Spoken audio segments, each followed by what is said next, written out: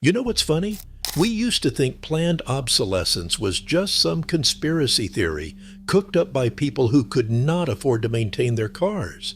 But here's the thing. It is real. It is deliberate.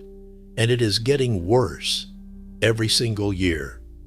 I'm going to walk you through 10 cars that are ticking time bombs. If you own one of these, or you are thinking about buying one used, you need to hear this, because you are not buying transportation, you are buying a very expensive headache. Let's start with the Nissan Rogue from 2014 to 2020. Drive through any parking lot in America and you will see 3 or 4 of these. They're everywhere. Comfortable, affordable, decent space, and priced competitively in the used market. That popularity is exactly the trap. Hundreds of thousands of people bought these thinking they were getting reliable family transportation. What they actually got was a transmission time bomb. Under the hood sits the infamous Jotco Continuously Variable Transmission, or CVT. CVT transmissions are not inherently bad. Honda makes reliable ones. Subaru has mostly figured theirs out, but Nissan's implementation is a masterclass in planned obsolescence. In an old-school automatic transmission, if a valve body went bad or a solenoid failed, a mechanic could drop the pan, diagnose the issue, replace a couple $100 worth of parts, and you would be back on the road. Total cost? Maybe $500. With the Nissan CVT, the internals are sealed. Nissan does not sell the individual components. They do not publish rebuild procedures. They do not support independent rebuilders. So when that transmission starts shuddering, when it hesitates, when it slips, and it will, the only dealer-approved fix is complete replacement. A new CVT transmission from Nissan costs between $4,500 and $6,000 installed. A 2016 Nissan Rogue in decent shape is worth maybe $7,000 right now. One transmission failure and the car is effectively totaled. And these transmissions fail, not occasionally, consistently. You will find Rogues with 60,000 miles and bad transmissions. I have seen them fail at 40,000 miles. Nissan extended the warranty on some of these to try to stem the tide of lawsuits. But if you are buying one used outside of that warranty period, you are playing Russian roulette with a very expensive bullet. The thing is, Nissan knows. They have known for years. But they kept using these transmissions because they are cheap to manufacture and they get good fuel economy numbers on the EPA test. Your long-term ownership experience? Not their problem. They have already sold the car. Next, we need to talk about the Ford Focus with the PowerShift dual clutch transmission, sold from 2012 to 2018. Ford sold hundreds of thousands of these. They were marketed as efficient, affordable, practical cars for everyday drivers. This was a catastrophic mismatch. Ford took a transmission design that works fine in high-performance applications, the dual-clutch automated manual, and tried to make it work in a cheap economy car driven by people in stop-and-go traffic. Dual-clutch transmissions need precise electronic control and regular clutch replacements. They do not like creeping forward in traffic, they do not like being held on hills with the brake, and they do not respond well to the everyday driving most people do in economy cars. In the Focus, the PowerShift transmission shudders violently. It hesitates. It slips. The clutches wear out prematurely. When they fail, you are looking at a $3,500 repair on a car worth maybe $5,000. Ford knew this was a problem from the beginning. They were hit with class action lawsuits. They extended warranties and issued technical service bulletins. But they kept selling the cars for years. Why? Because the transmission was cheaper than a conventional automatic, and it helped their corporate average fuel economy numbers. Your driving experience and your repair costs were not their concern. If you buy a used Focus with this transmission, you are inheriting a known defect. It is not if the car will need work, it is when. That repair will cost more than the car depreciates. You are underwater before you even start. The Chevrolet Trax and its mechanical twin, the Buick Encore, specifically the first generation, deserve their own special category of disposable. These were wildly popular as entry-level crossovers. Chevy and Buick moved massive numbers of these vehicles. People loved the size, the fuel economy, and the price point. But these cars represent the absolute bottom of the barrel in terms of build quality and long-term durability. They were designed with one purpose: survive a 3-year lease period and look good doing it. Anything beyond that is gravy, and manufacturers do not expect gravy. Under the hood sits the 1.4-liter turbocharged Ecotec engine. On paper, it sounds decent, small, efficient, and turbocharged for adequate power. In reality, it is a parts bin special assembled with the cheapest material Chevy could source. Every single fluid-carrying component is made of plastic. The water outlet, plastic. The intake manifold, plastic. The valve cover, plastic. The thermostat housing, plastic. The PCV valve integrated into the valve cover is also plastic. Here is what happens. At around 70,000 miles, after countless heat cycles from cold starts to full operating temperature, this plastic becomes brittle. It cracks. 1 week you are fixing a coolant leak from the water outlet. 2 weeks later, the valve cover is seeping oil. A month after that, the intake manifold cracks and you are breathing in coolant vapors. It is endless. You fix one thing and 2 more things break. The turbocharger itself is undersized and overworked, spinning at ridiculous speeds to make up for the tiny displacement. They fail early and often. A new turbo is $2,000 installed. The car is worth maybe $6,000 on a good day. Then there is the transmission, a 6-speed automatic that develops shuddering and hard shifts after 80,000 miles. Rebuilding it costs more than the car is worth. Owning one of these past 100,000 miles is a death by 1,000 cuts. You will spend the value of the car in repairs over a 2-year period. Guaranteed. These were designed to be leased, turned in, sent to auction, bought by someone who does not know better, driven for a year, and then scrapped. The entire life cycle is maybe 7 years. That is not a car. That is a rental that someone mistakenly bought. Now let's talk about the Tesla Model Y. Everyone wants one. They're fast, they're high-tech, and they are the best-selling vehicle in multiple markets worldwide. But here is what the insurance companies know that most buyers do not. These cars are structurally disposable. Tesla uses something called gigacasting for the rear and front sections of the car. Instead of welding together dozens of steel pieces like a traditional car frame, they cast massive sections as single pieces of aluminum. It sounds efficient for manufacturing. For repairs, it is a catastrophe. This is not just any aluminum. It is heat-treated aluminum that gets its strength from a specific metallurgical process. When you crash, even at relatively low speeds, that casting can crack. And here is where it gets expensive. You cannot weld heat-treated aluminum back together and maintain its structural integrity. The heat from welding destroys the precise grain structure that gives the metal its strength. So what happens? A fender bender that would cost $3,000 to fix on a normal car can total a Model Y.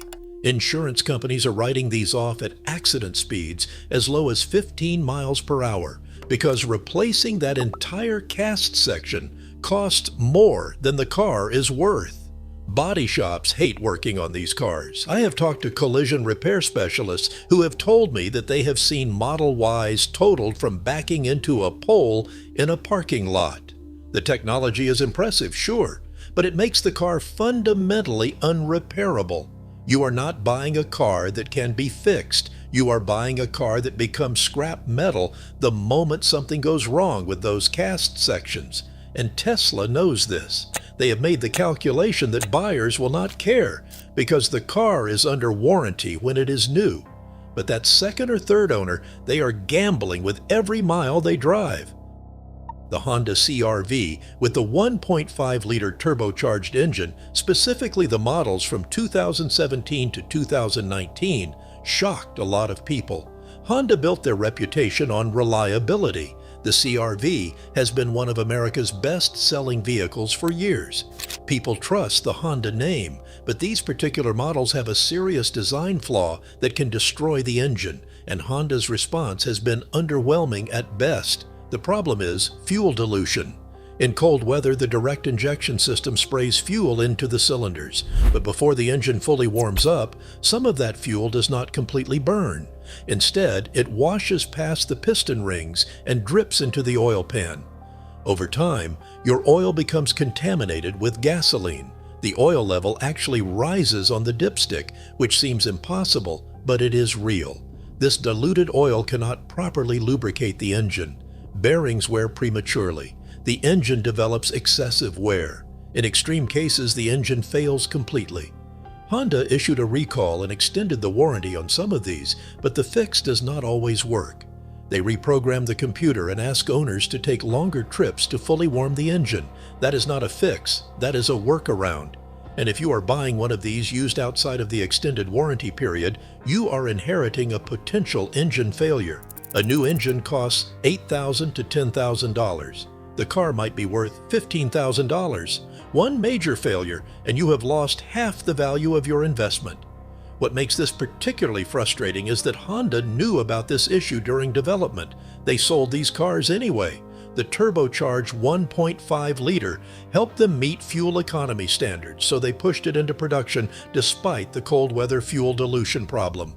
Your engine longevity was sacrificed for their corporate average fuel economy numbers. Let's talk about luxury brands because people assume expensive equals repairable. That assumption will cost you dearly with the newer Mercedes-Benz mild hybrid models. The GLE and C-Class have been volume sellers for Mercedes, especially the GLE, as it competes in the hot luxury crossover segment.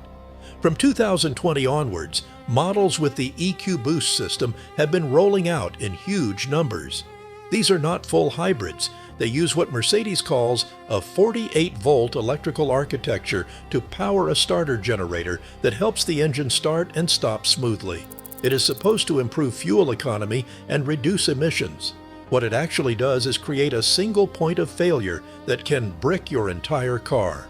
The heart of the system is a proprietary 48-volt lithium-ion battery. It is hidden under the floor, not easily accessible, and when it dies and they are dying, your car will not start. Not start poorly. Will not start at all. The 12-volt system cannot talk to the engine without the 48-volt system working. It is a handshake protocol. No handshake, no start. Here is where it gets expensive. That battery costs between $2,500 and $5,000 just for the part. Installation adds another $1,000 or more because it is buried in the car's structure. You could buy a nice used Mercedes GLE for $40,000, drive it for a month, have this battery die, and suddenly you are facing a $5,000 repair bill just to make the car start. That repair immediately craters the resale value because every potential buyer knows the same thing could happen to them. And you cannot just use any battery. This is a proprietary Mercedes component. You are completely dependent on the dealer network. There is no aftermarket option, no third-party rebuild. It is Mercedes or nothing. This is by design. They want you locked into their service ecosystem, and if you cannot afford it, they want you to trade the car in for a new one. It is hostage economics dressed up as advanced engineering. The Jeep Cherokee with the 9-speed automatic transmission, sold from 2014 onwards, represents everything wrong with modern transmission design. Jeep has sold a massive number of these. The Cherokee name carries weight. People associate it with capability and adventure. But that 9-speed transmission is a disaster that Jeep could not fix even after years of trying. The transmission was co-developed with Mercedes, and it is a brilliant piece of engineering on paper. 9-speed should mean better fuel economy and smoother acceleration. In practice, it hunts for gears constantly. It jerks during shifts. It hesitates when you need power. It goes into limp mode randomly, leaving you stranded. Jeep has released something like 20 different software updates trying to fix it. 20. That tells you everything you need to know. When the transmission fails mechanically, not just software glitches, but actual hardware failure, you are looking at $5,000 to $7,000 for a replacement. A used Cherokee is worth maybe $12,000 to $15,000, depending on the year. One transmission failure takes half the value of the car, and these failures are not rare. Forums are filled with Cherokee owners documenting their transmission problems. Some have had their transmissions replaced multiple times under warranty. The worst part is that Jeep kept using this transmission for years, despite knowing it was problematic. They eventually phased it out, but not before selling hundreds of thousands of vehicles with it. If you are looking at a used Cherokee, you need to factor in a near-certain transmission repair into your purchase price. It is not a matter of if, it is when. The Ford EcoSport with the 1.0-liter EcoBoost engine might not have the sales numbers of the Rogue or Focus, but Ford pushed these hard as affordable subcompact crossovers. They sold from 2018 to 2022, and while they were not best sellers, plenty of people bought them as first cars or budget-friendly options. This little three-cylinder engine contains one of the most baffling engineering decisions of the last decade. It all comes down to one component, the timing belt. Most modern engines use timing chains. They last the life of the engine with no maintenance required. Some engines use timing belts, which need to be changed every 60,000 to 100,000 miles. It is routine maintenance. But Ford decided to do something different. They put a rubber timing belt inside the engine, bathed in hot oil. They call it a wet belt. The idea was to reduce noise and maybe extend the service interval. What actually happened was a chemistry nightmare. Rubber and hot oil do not play nice together over time. The belt starts to degrade and it sheds material. Tiny particles of rubber break off and fall into the oil. Those particles get sucked up by the oil pump and they clog the oil pickup screen.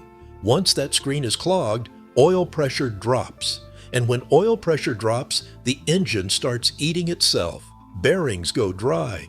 Pistons score the cylinder walls. Valvetrain components wear rapidly. By the time you notice something is wrong, it is often too late. Replacing this belt before it fails is theoretically possible, but here is the catch.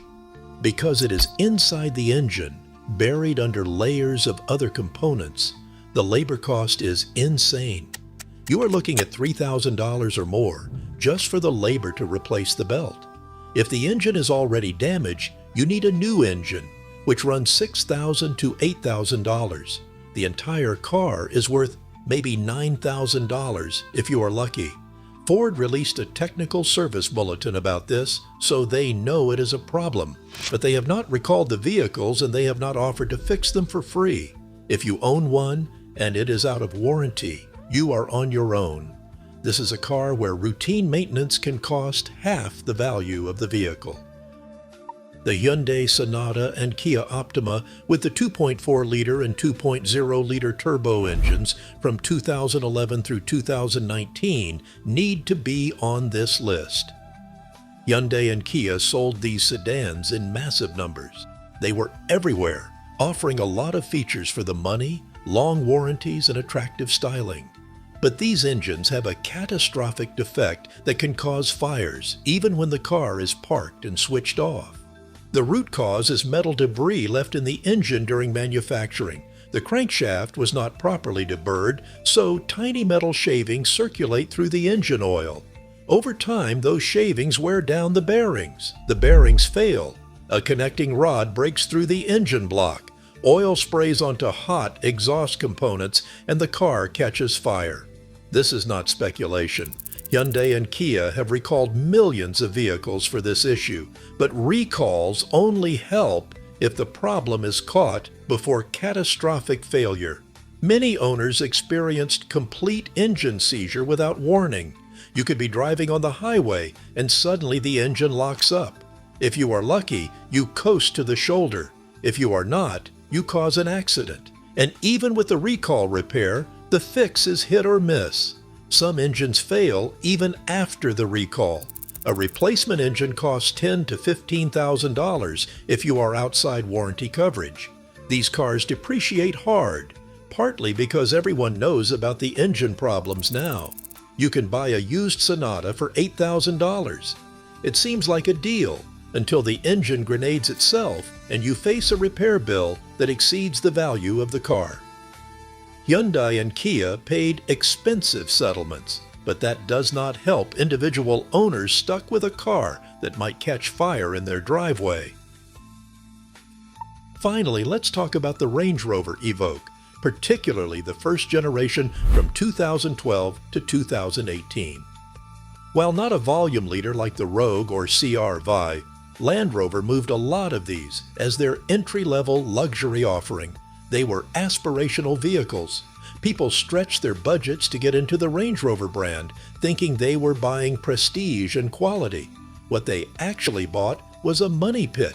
The entire vehicle is a minefield of expensive failures waiting to happen. The 9-speed automatic transmission, which is shared with some Jeep products mentioned earlier, is a nightmare. It jerks, it hesitates, it goes into limp mode randomly. Replacing it costs $7,000. Turbochargers fail early. The high-pressure fuel pump fails. The timing chain stretches and needs replacement at 70,000 miles, which requires removing the engine. That repair costs $5,000. The panoramic sunroof leaks and the drains clog, causing water damage to interior electronics. Fixing the resulting electrical gremlins can cost thousands. The transfer case fails. The rear differential fails. The air suspension goes bad. Every system on this vehicle has a known failure point, and every repair is eye-watering expensive because it is a Land Rover. You can buy a used Evoke for $20,000 right now. Seems like a deal, right?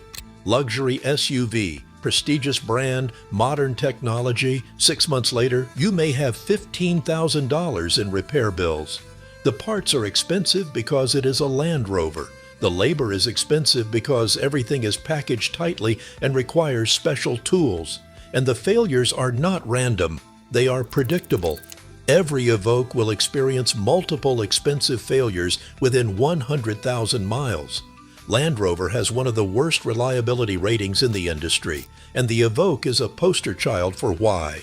These cars are designed to be leased, pampered, and traded in before the warranty expires. The first owner never sees the problems because they trade out at 36 months. The second owner gets destroyed by repair costs. The third owner, if there is one, is probably a mechanic who can fix it themselves, or someone who bought it for $2,000 at auction, knowing full well what they are getting into. Here is the pattern you will notice across all of these vehicles. They are not badly designed because the engineers were incompetent. These are deliberate choices made by corporations that did the math and decided that building a disposable car is more profitable than building a durable one. They know these components will fail. They know the repair costs will exceed the car's value. They know second and third owners will be devastated by repair bills. But they also know that most new car buyers lease or finance for 3 to 5 years and then trade in for something new. The people who actually experience these catastrophic failures are buying used, and manufacturers do not care about them. They have already made their money. The first sale is all that matters. The used car buyer is someone else's problem. This is why modern cars depreciate so hard. The market knows. Savvy buyers know that a 5-year-old Nissan Rogue is a transmission failure waiting to happen, so they do not pay much for it.